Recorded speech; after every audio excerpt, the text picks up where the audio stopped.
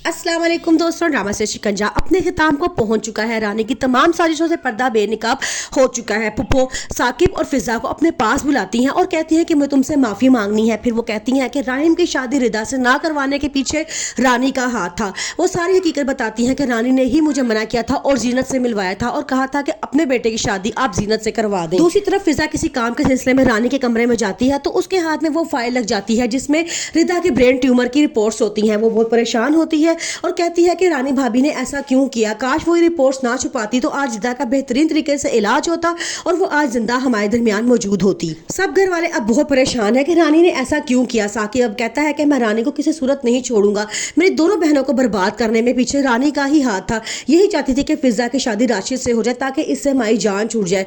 फिर वो रानी को बुलाता है और उसे कहता है कि तुम मेरे घर से निकल जाओ। रानी झूठे ड्रामे करना शुरू कर देती है और उसे माफी मांगती है, लेकिन वो उसे माफ करने के लिए बिल्कुल भी तैयार नहीं होता और कहता है कि मेरे घर की बर्बादी के पीछे तुम्हारा ही हाथ है। काश मैंने तुमसे शादी ना की होती और आज मेरा घर बहुत अच्छे तरीके से चल रहा होता। फिजा ज़ारून से कहती है कि मामा और मेरी बहन के मरने के बाद आप ही वो वाहिद इंसान थे जिसने मुझे सहारा दिया और मेरी शादी उस राशि जैसे इंसान से होने से बचा ली। वो उसका बहुत शुक्रिया अदा करती है, जबकि ज़ारून कहता है कि मैं हमेशा से ही तुम्हें पसंद करता था और मैं तुमसे ही शादी करी थी, लेकिन पता नहीं आप ही के दिल में राशिद का कहाँ से ख्याल आ गया। लेकिन ये तो शुक्र है अल्लाह का, अल्लाह ताला ने एंड टाइम पर तुम्हें बचा लिया।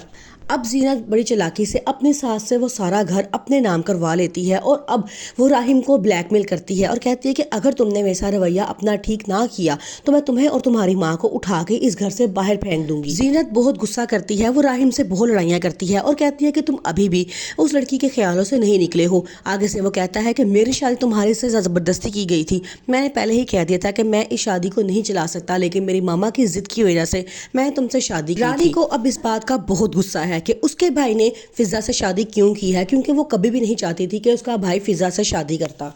अब उसका सोचना ये होता है कि ये शादी तो मैं रोक नहीं सकी, लेकिन इस शादी को चलने से मैं ज़रूर रोक सकती हूँ। इसलिए अब वो फैसला करती है कि वो इतनी मुश्किलात पैदा कर देगी कि ये शादी खुद ही ख़त्म हो जाएगी। वो अपने घर जाती है, वहाँ पे जाके देखती है कि फ़िज़ा के हाथ में उसके कंगन होते हैं।